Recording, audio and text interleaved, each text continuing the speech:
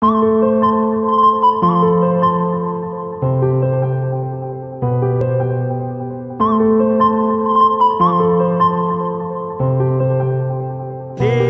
ini adalah di mana kita melakukan kegiatan pemeriksaan rapid test drive-thru dan juga melakukan pemeriksaan drive-thru untuk pemeriksaan kimia darah yang cepat, yaitu kolesterol, gula darah, dan asam urat. Ya. Namun kita fokuskan pada pemeriksaan rapid test drive-thru yang dilaksanakan dalam rangka memperingati Hari Ulang Tahun Bayangkara 1 Juli 2020 yang ke-74.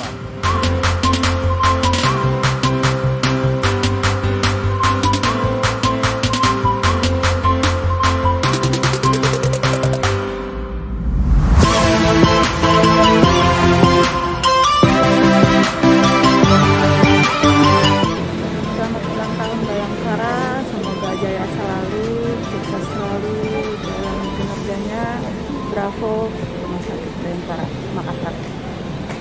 Terima kasih kepada Rumah Sakit Bayangkara karena adanya rapid test secara gratis ini sangat membantu buat kita yang mungkin dalam segi biaya juga sangat membantu sekali.